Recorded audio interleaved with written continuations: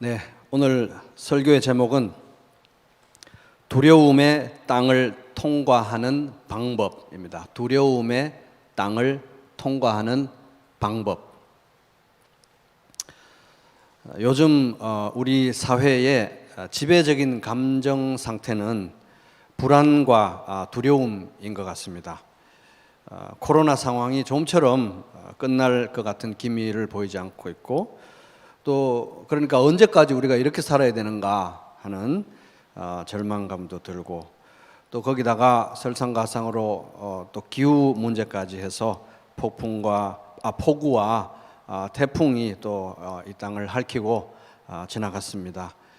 경제도 다들 지금 나쁘다고 그렇게 하고 있고, 또 사람들의 마음도 굉장히 우울하고 예민해진 그런 상태입니다. 사회가 또 심지어 교회들도 반으로 갈라져서 갈등이 더욱더 첨예해지고 있는 그런 상황입니다. 우리나라만 그런 게 아니라 전 세계적으로도 그렇습니다. 그래서 그나마 우리나라는 좀 살기 나은 편인데도 이 정도니까 지금 사람들의 마음을 지배하고 있는 가장 지배적인 감정 상태는 불안과 두려움이다, 이렇게 말할 수 있을 것 같습니다. 인생이 길이라는 관점에서 생각해 보면 우리는 지금 두려움의 땅을 통과하고 있습니다. 오늘 이제 우리가 이렇게 살펴보게 되는 이 창세기 26장 본문 말씀은 두려움의 땅을 통과하게 될 때 우리는 어떻게 해야 되는가, 두려움의 땅을 통과하는 방법을 우리들에게 가르쳐주는 중요한 본문입니다. 그래서 이 창세기 26장으로부터 두려움의 땅을 통과하는 방법을 세 가지 한번 정리해 보도록 하겠습니다. 첫째, 따라 볼게요. 기본으로 돌아가야 한다. 시작. 네, 17절. 이삭이 그곳을 떠나 그랄 골짜기에 장막을 치고 거기 거류하며 그 아버지 아브라함 때 팠던 우물들을 다시 팠으니 이는 아브라함이 죽은 후에 블레셋 사람이 그 우물들을 메웠습니다. 이삭이 그 우물들의 이름을 그의 아버지가 부르던 이름으로 불렀더라. 이삭 때에 이제 흉년이 들었습니다. 지금도 뭐 우리가 코로나 또 폭우 또 태풍 등등으로 인해서 여러 가지 전반적으로 사회 전반적으로 우리가 흉년의 시기를 통과하고 있다고 해도 과언이 아닐 것입니다. 이삭 때에 이제 흉년이 들었습니다. 그래서 이삭은 자기가 살고 있던 브엘라 헤로이라는 곳에서 북쪽으로 한 80km 정도 떨어진 그랄 땅으로 갔는데, 거기는 아비멜렉이라고 하는 블레셋 왕이 다스리고 있는 이방인의 그런 땅이었습니다. 사실 그 가나안 전체가, 약속의 땅 전체가 그렇게 큰 땅이 아니기 때문에 이삭이 살던 곳에서 흉년이 들었다고 하면 지금 간 그랄 땅도 흉년이 들었다고 보면 되는 거예요. 그런데 이제 워낙 답답하니까 아비멜렉이라는 왕에게 가서 몸을 의탁하고자 이제 이삭이 그곳으로 갔던 것 같습니다. 근데 이제 거기나 다 흉년의 땅이기 때문에 딱 봐도 이삭이 아비멜렉에 가서 큰 도움을 받지 못하고 아마 궁극적으로는 이집트, 아버지가 그랬던 것처럼 이집트로 내려갈 것 같은 그런 이제 상황이 보이니까 하나님께서 그에게 나타나셔서 말씀하셨습니다. 2절 보면, 26장 2절 보면 여호와께서 이삭에게 나타나 이르시되 애굽으로 내려가지 말고 내가 너에게 지시하는 땅에 거주하라, 이 땅에 거주하라, 이 말씀인 겁니다. 그러니까 이집트로 건너가지 말고 이 땅에서 네가 원하는 그런 도움을 받지 못한다고 할지라도 이집트로는 내려가지 말고 이곳에서, 이 약속의 땅에서, 비록 지금은 한 뼘의 땅도 없지만 바로 이곳에서 흉년을 견뎌내라, 이집트로 내려가지 마라, 이제 이런 말씀인 겁니다. 그래서 이삭은 그 말씀에 순종해서 가나안 땅을 떠나지 않고 그 아비멜렉이 이제 통치하는 그랄 땅에 이제 계속 거하게 되었습니다. 그러니까 이삭은 굉장히 두려웠습니다. 이삭을 지배하는 지배적인 감정은 두려움이었습니다. 왜냐하면 일단 흉년이 들어서 이거 지금 생계를 유지할 수 있을까 생활고에 시달리면서 굶어 죽을까 두려웠고, 또 이 익숙하지 않은 블레셋 사람들의 땅, 그랄 땅에서 내가 이 적대적인 환경에서 견뎌낼 수 있을까, 이런 것들이 두려웠습니다. 목숨을 잃을까 두려웠습니다. 이 그랄 땅이 이삭이 먹고 살겠다고 도피해간 이 그랄 땅이 얼마나 험하고 적대적이고 무법천지였냐 하면은 그 자신이 이삭이 자기 아내 리브가를 빼앗길까 봐 두려운 것이었어요. 이 그랄 땅 블레셋 사람들 중에 누가 자기 아내를 빼앗아 가고, 이제 자기 생각에 이쁘다고 생각했던 것 같아요. 자기 아내를 빼앗아 가고, 그리고 이삭도 죽일까 봐, 본인도 죽일까 봐 두려워할 정도로 무법천지였던 그런 땅이었습니다. 그래서 이제 아버지가 저질렀던 그 잘못을, 두 번이나 저질렀던 그 잘못을 이제 이삭도 참 반복할 수밖에 없었습니다. 그러니까 이 리브가에 대해서 제 아내가 아니고요, 제 여동생입니다, 이렇게 거짓말을 하고 그 땅에서 빌부터 살았습니다. 그러니까 뭐 아브라함이나 이삭이나 자기 아내를 여동생이라고 거짓말한 어떤 비겁한 그런 거짓말과 죄의 그런 문제도 있지만, 또 우리가 한 가지 엿볼 수 있는 것은 그들이 살았던 그 땅이 그렇게 척박하고 적대적이고 두려운 땅이었다고 이제 하는 것입니다. 그래서 이제 처음에는 굶어 죽을까 봐 두려워서 그랄 땅에 이제 갔는데, 어쨌든 이제 그곳에서 정착을 해서 씨를 뿌리고 농사를 지었는데 하나님께서 복을 주셔가지고 100배나 결실하면서 부자가 된 거예요, 이삭이. 그래서 부자가 되면, 좀 성공하면 이 두려움의 문제가 해결될 줄로 이렇게 알았는데, 부자가 되어도 두려움의 문제는 계속해서 있었고 그를 붙들고 있었습니다. 이제 처음에는 그 땅 사람들에게 이삭이 불쌍한 사람이었어요. 먹고 살려고 왔으니까, 도망왔으니까. 근데 이제는 시기를 하게 되는, 셈이 나는 그런 존재가 되어버린 겁니다. 갑자기 막 농사가 풍년이 들어가지고, 그래서 그를 해치고자 하고 사사건건 견제하고 방해하는 일이 이제 생기게 되었습니다. 그래서 이제 이 사막지대에서 가장 중요한 것은 물이잖아요, 물. 그래서 가축도 먹이고 뭐 사람도 먹고 이렇게 해야 되는 물이 제일 중요한데, 그 물의 공급처인 우물을 이삭이 사용하던 그 우물을, 그 아버지 아브라함 때 이미 파놓았던 그 우물, 이삭이 사용하던 그 우물을 이 블레셋 사람들이 다 막아버린 거예요. 흙으로 다 채워버리고, 그것도 모자라 가지고 당신이 여기 있으니까 너무 신경 쓰이니까, 부자가 돼서 우리 틈에 너무 신경 쓰이니까 이 땅을 떠나시오, 쫓아내 버렸습니다. 그때부터 이제 이삭은 이제 쫓겨다니는 신세가 되었습니다. 겨우 정착했는데 우물 막아버리고 나가라 하니까 또 쫓겨나고, 또 조금 더 쫓겨나서 또 조금 더 가서 그곳에서 이제 또 우물 파고, 또 정착하려고 하면 또 와서 우물 막고 쫓아내고, 이렇게 쫓겨가면서 피해 다니면서 우물 파고 농사 짓는 것이 이제 이삭의 이제 삶의 내용이 되었습니다. 그러다가 브엘세바라는 이제 곳까지 떠밀려 오게 된 거예요. 그렇지만 이제 여전히 아브라함에게는 두려움이 그를 여전히, 이제 여기서는 이제 블레셋 사람들이 따라와서 괴롭히는 일이 여기서 끝났음에도 불구하고 이삭에게는 여전히 두려움이 지배적인 그런 감정이었고 그의 문제였던 것입니다. 그래서 브엘세바에서 하나님께서 이삭에게 나타나서 말씀하시는 첫 마디가 뭐냐 하면, 여러분 24절 같이 한번 읽어보겠습니다. 그 밤에 여호와께서 그에게 나타나 이르시되 나는 내 아버지 아브라함의 하나님이니 뭐하지 말라? 두려워하지 말라. 네, 거기까지 읽겠습니다. 두려워하지 말라. 알티라. 두려워하지 마라. 그래서 두려워하지 말라는 말씀을 여기까지 와서 하나님이 해주셔야 할 정도로 이삭의 이 지배적인 문제, 지배적인 감정 상태, 그것은 두려움이었다는 것입니다. 창세기 26장은 창세기 전체에서 굉장히 특별한 장입니다. 창세기는 이제 12장부터 50장까지 아브라함, 이삭, 야곱, 요셉이라는 이제 이 족장들에 대해서, 믿음의 선진들에 대해서 쭉 이야기를 하고 있는데, 이 중에서 제일 작은 부분이, 조그만 부분이 할애된 사람이 이삭입니다. 이삭. 근데 이제 이 창세기 전체에서 이삭을 주인공으로 해서, 이삭을 중점으로 해서 이삭의 이야기를 하고 있는 유일한 장이 26장이에요. 26장. 그러니까 26장이 굉장히 특별한 장입니다. 그러니까 이삭의 인생을 한 페이지로 요약하면 몇 장?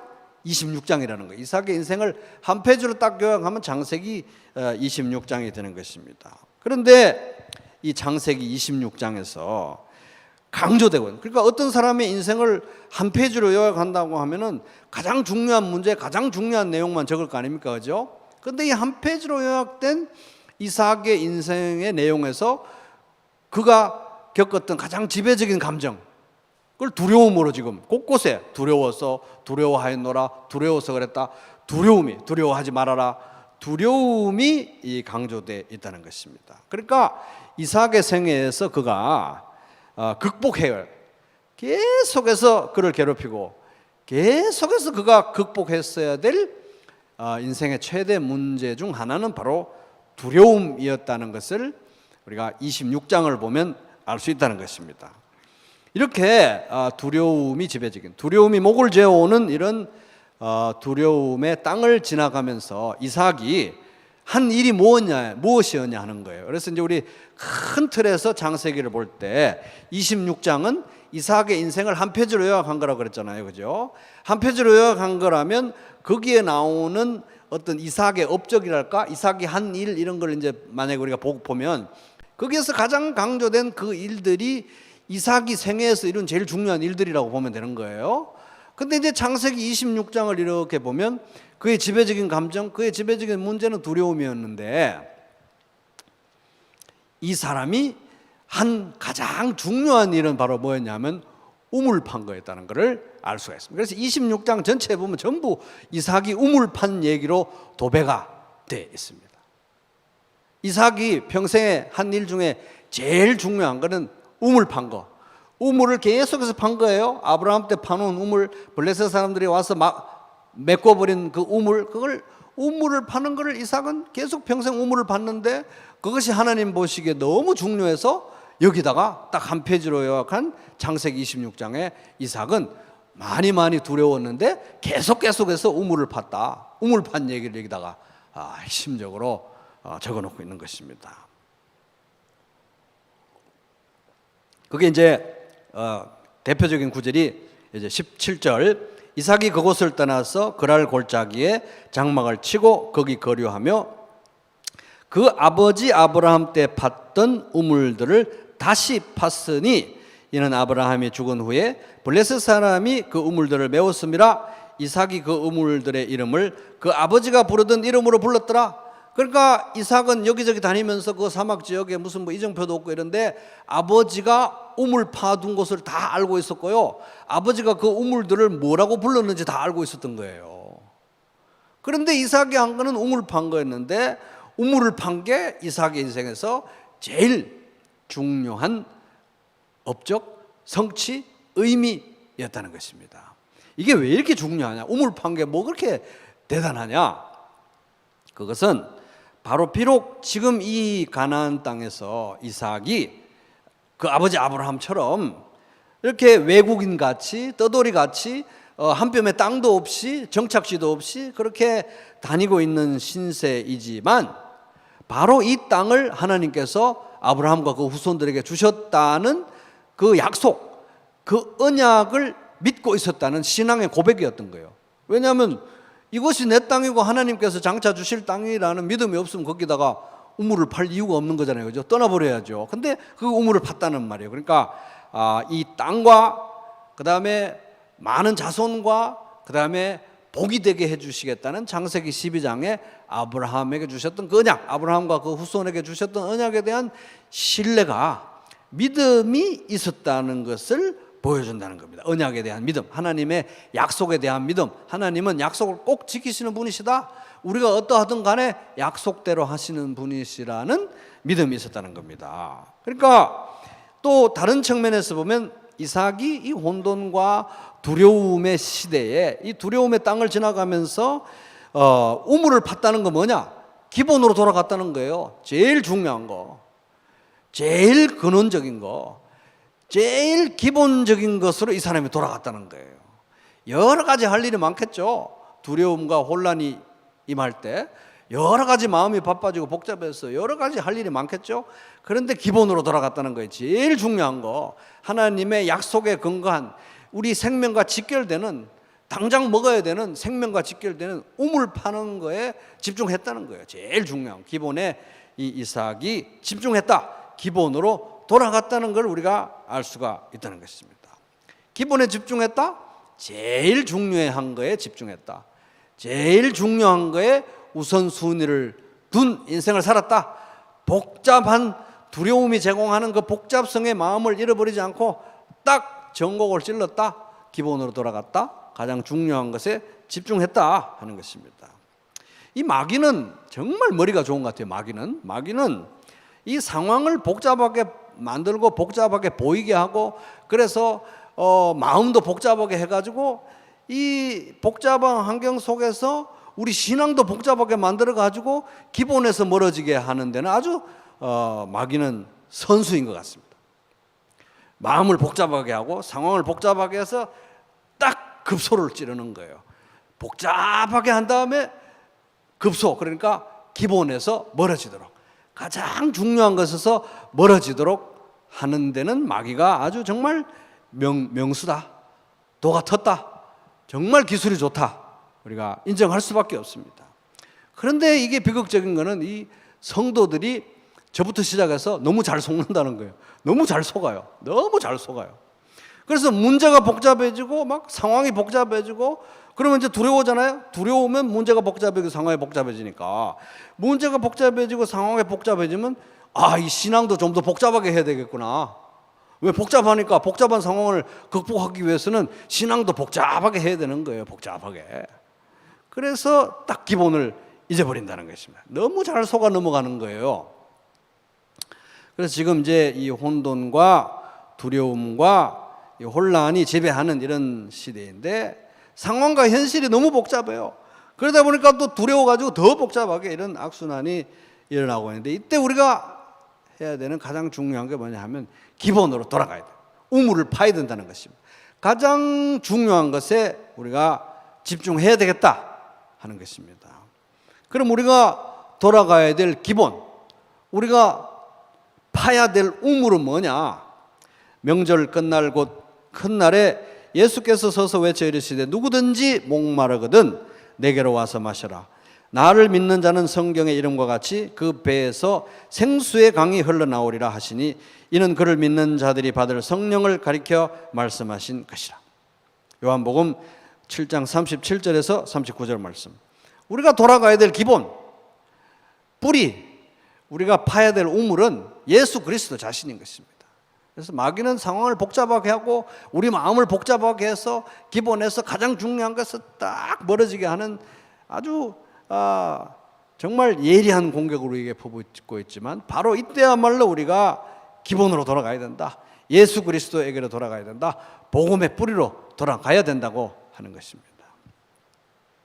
자, 둘째 이제 두려움의 땅을 통과하는 방법 따라 보겠습니다. 하나님을 만나야 한다. 시작.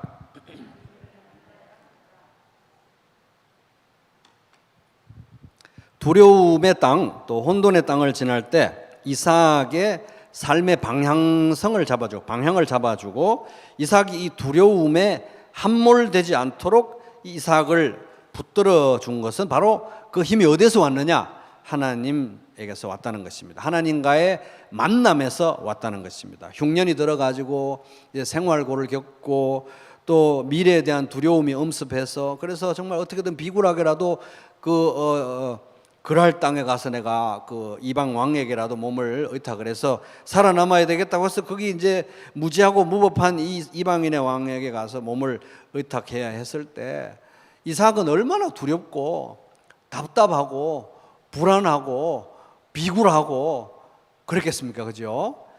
그런 이제 사실 뭐 여기도 흉년 거기도 땅이 크지 않으니까, 그런데도 거기 가서 어떻게든 비벼보려고 거기 갔는데, 사실 누가 봐도 별 큰 도움을 받을 수도 없는데 그냥 지푸라기라도 잡는 심정으로 간 거예요. 그래서 딱 객관적인 상태에서 보면 큰 도움도 못 받고, 아내를 아내라고도 말하는 그런 무법천지의 무식한 그런 땅에서 결국은 탈탈 털려가지고 자기 아버지 아브라함처럼 이집트로 내려갈 것이 불을 보듯 이 뻔한 상황에서 하나님께서 하신 일은 이삭을 만나 주신 거예요. 이삭을 만나 주셨다는 것입니다. 하나님께서 우리를 이렇게 두려움의 땅에서 만나 주지 않으시면, 왜냐하면 두려움의 땅에서는 우리는 하나님도 막 잊어버리고 이러니까 하나님이 우리를 찾아와서 만나 주지 않으시면 우리가 이 믿음을 유지할 수가 없다는 것입니다. 그래서 이제 이삭을 찾아오신 거예요. 그래서 만나 주시면서 2절에서 4절 보면 여호와께서 이삭에게 나타나 이르시되 애굽으로 내려가지 말라. 여기서 이 흉년을 직면해라. 내가 도와주겠다. 살려주겠다. 내가 내게 지시하는 땅, 이 땅에 거주해라 하는 것입니다. 이 땅에 거류하면, 이 가나안 땅, 약속의 땅에 거류하면 내가 너와 함께 있어 내게 복을 주고 내가 이 모든 땅을 너와 내 자손에게 주리라. 내가 내 아버지 아브라함에게 맹세한 것을 이루어 내 자손을 하늘의 별과 같이 번성하게 하며 이 모든 땅을 내 자손에게 주리니 내 자손으로 말미암아 천하 만민이 복을 받으리라. 창세기 12장 1절부터 3절에 나오는 내용하고 똑같은 내용입니다. 땅과 자손과 복이 되게 해주시겠다는 약속인데, 이 말씀을 주시면서 너 인생은 너의 상황과 너의 어떠함과 너의 악함과 너의 약함에 의해서 좌지우지 되는 게 아니라 나 하나님의 약속에 의해서 견지된다. 하나님의 약속에 달려있다. 이것을 이 26장 2절부터 4절에 이 말씀 언약을 확증시켜 주면서, 확인시켜 주시면서 하나님께서 주신 메시지인 것입니다. 그래서 이제 쫓겨다니고 또 우물 팠다가 또 쫓겨나고 또 거기서 우물 팠다가 또 쫓겨다니고 그러는 와중에 어떻게 하다가 하나님께서 복을 주셔서 성공도 했지만, 그럼에도 불구하고 끊임없이 이 두려움이 그를 붙들고 잡아당기고 이래서 두려움으로 신음할 때 하나님께서 또 이삭에게 나타나셔서 만나 주셔서 하시는 말씀 24절, 그 밤에 여호와께서 그에게 나타나 이르시되 나는 내 아버지 아브라함의 하나님이니, 같이 읽어볼까요? 두려워하지 말라. 알티라. 따라 볼게요. 알티라. 두려워하지 말아라. 두려워하지 말아라. 이렇게 두 번, 이 짧은 26장에 한 페이지로 요약된 이삭의 인생에 두 번 하나님께서 이렇게 직접 나타나셔서 이삭을 만나 주셨던 것입니다. 이삭이 두려움을 이기고 두려움의 땅을 지나가는 진짜 원동력은 바로 하나님과의 만남이었던 거예요. 하나님을 만났던, 하나님이 만나 주셔서 하나님을 만났던 것이 이삭의 삶의 원동력이었다, 힘이었다, 그가 이기게 하는 능력이었다 하는 것입니다. 그래서 이 두려움의 땅을 지나는 동안 우리가 방향을 잃지 않고, 얼마나 지금 방향을 잃기 쉬운 때입니까? 그죠? 우선순위와 방향과 뭐 이런 목적의식과 이런 걸 다 잃어버리기 너무 쉬운 그런 혼란과 두려움의 땅을 우리가 다 지나가고 있는데, 이때 우리가 뭘 해야 되느냐? 이삭처럼 하나님을 만나야 된다고 하는 것입니다. 개인적으로 만나야 돼요. 개인적으로 만나야 되는 것입니다. 막 말씀과 기도 가운데 개인적으로 만나야 되는 거예요. 개인적으로. 이제 가을도 됐으니까, 선선한 바람도 이제 불어오니까, 또다시 천고마비의 계절이 왔으니까 또 말씀도 더 열심히 보고 더 깊은 기도 가운데 하나님을 만나시기 바랍니다. 공동체적으로도 만나야 돼요. 가정교회 식구들하고 창의적인 방식으로 기도도 하고 전화도 하고 또 여러 가지 방식으로 교제도 하는 것도 중요하지만, 그보다 더 중요한 거 예배에 집중해야 되는 것입니다. 특별히 이 성찬 예배 가운데 와서 이는 내 피로 세우는 새 언약이라고 말씀하셨으니까 이 언약이 여기서 갱신이 되는 거예요. 그죠?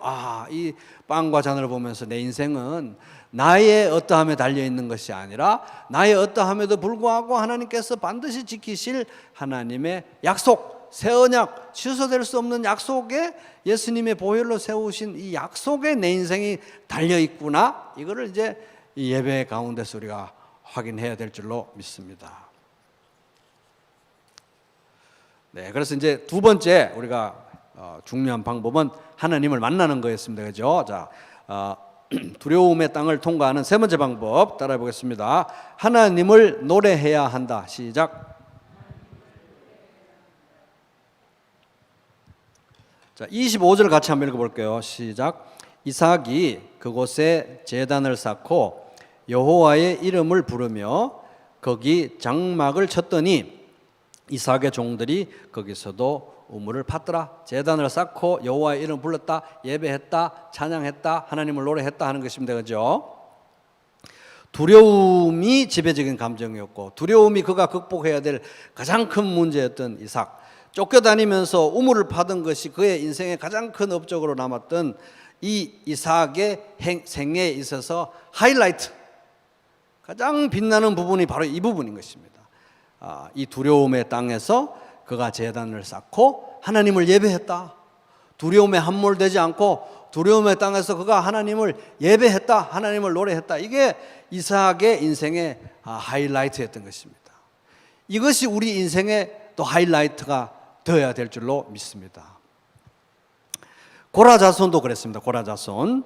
이 고라 자손도 포로로 잡혀간 바벨론 땅에서 그 서러움과 두려움과 불확실성의 땅에서 고라 자손들이 했던 가장 중요한 일이 무엇이었냐? 노래하는 거였어요. 하나님을 노래하는 거였습니다. 그래서 조상 대대로 내려온 하나님에 대한 그 노래를 그들이 열심히 그 포로된 땅에서 불렀고, 또 그들도 새로운 노래를 만들었고, 그 노래를 만들고 부르면서 자손들에게 상속해 줬던 거예요. 그렇게 상속된 그 노래가 시편에 나오는 고라 자손들의 시편들인 것입니다. 그 많은 시편들 중에 이제 아주 가장 특별하고 신기한 노래 하나를 꼽으라면 49편인데 제가 한 구절 읽어드리겠습니다. 나를 비방하는 자들이 나를 애워싸는 그 재난의 날을 내가 어찌 두려워하리요. 라마이라. 수요일에 한번 했었죠, 그죠? 라마이라. 내가 왜 두려워해야 되느냐? 그래서 이게 이제 수수께끼 형식으로, 노래의 형식으로 고라 자손들이 부르면서 자손들에게, 자식들에게 상속해 줬던 노래인데, 라마이라, 두려움의 땅, 바벨론 땅, 포로된 땅에서 살고 있지만, 얘들아, 두려워할 땐 최소한, 안 두려울 수는 없으니까 두려워할 땐 최소한 내가 왜 두려워해야 되는지, 뭐 때문에 두려워해야 되는지 물어나 보고 두려워해라. 그래서 이들이 이 두려움의 땅에서, 바벨론 땅에서, 포로된 땅에서 자식들에게 두려움, 하나님을 노래하면서 두려움에 맞서는 방법을 가르쳐 줬던 거예요. 두려움에 대해서 그냥 함몰되지 말고 두려움에 대해서 의문을 제기하면서, 라마이라, 하나님이 나에게 계신데 내가 왜 두려워해야 되는가? 반론을 제기하라고 그런 노래들을 가르쳐 주고, 그런 노래들을 부르고, 그런 노래가 상속이 되어서 그 노래가 이 고라 자손들을 변화시켰던 거예요. 고라 자손들을 결속시키고, 고라 자손들을 강하게 하고, 고라 자손들의 생각과 마음을 붙들어서 이제 포로 기간이 끝나고 예루살렘으로 그들이 돌아왔잖아요, 그죠? 바벨론의 안일한 생활과 그 발달된 문화를 버리고 아무것도 없는 척박한 땅 예루살렘으로 돌아와서 성전을 재건하고, 거기서 너무 열심히 헌신을 했기 때문에 하나님께서 이들을 너무 귀중하게 보셔가지고 역대상 9장에 제일 길게 16절이나 할애해서 이들에 대해서 기록하고 있는 모습을 우리가 보게 되는 것입니다. 자, 오늘 이제 말씀의 교훈을 한마디로 한번 요약을 하면 이렇습니다. 따라해 볼게요. 신앙의 단순함을 회복하라. 시작. 신앙의 단순함을 회복하라는 거예요. 옆 사람한테 한번, 우리 가정에 계신 분들도 같이 옆 사람 보면서 반말로 신앙의 단순함을 회복하라, 이렇게 한번 얘기 한번 해보겠습니다.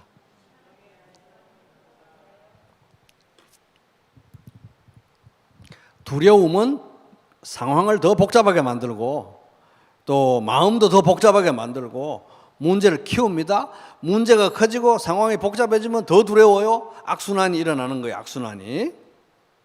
그래서 오늘 말씀이 가르쳐주는 것은 두려우면 두려울수록, 문제가 복잡하면 복잡할수록, 상황이 복잡하면 복잡할수록 우리는 무엇을 회복해야 된다?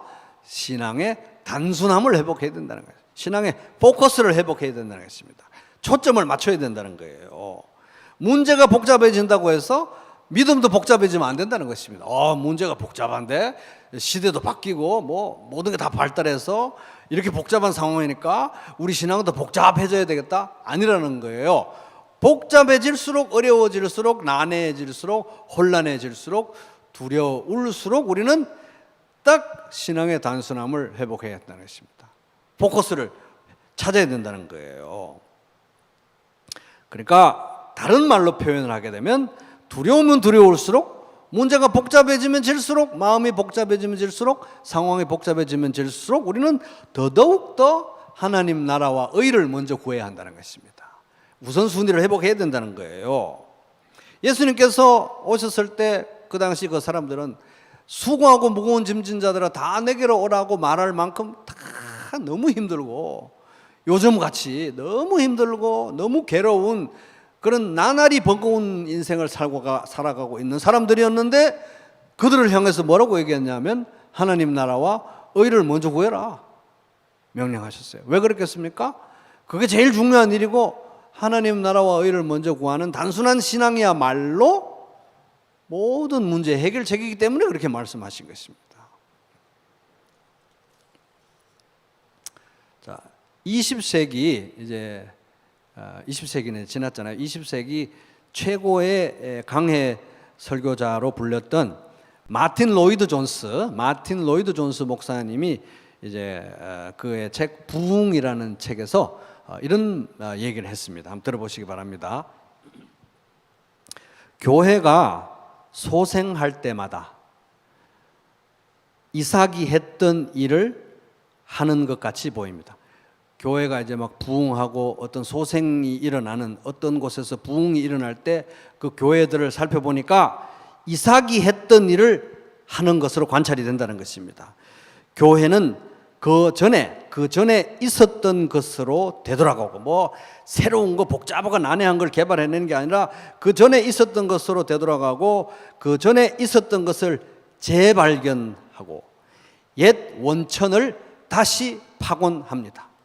그 원리만큼 그러니까 혼란할수록 만약에 어떤 곳에 부흥이 일어났다고 하면 하나님의 역사가 일어났다고 하면 정말 복잡해지는 것이 아니라 그 옛 우물을 기본으로 돌아가고 단순한 신앙을 회복하고 가장 중요한 것을 붙던 그곳에 하나님의 역사가 일어난 이 원리는 교회사에서 가장 두드러져 보이는 현상입니다.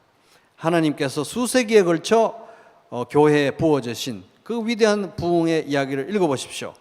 그러면 언제나 거의 정확하게 그 경우가 같아 보이는 것을 발견할 것입니다. 그러니까 원천으로 돌아갔다는 거예요. 우물을 다시 팠다는 것입니다.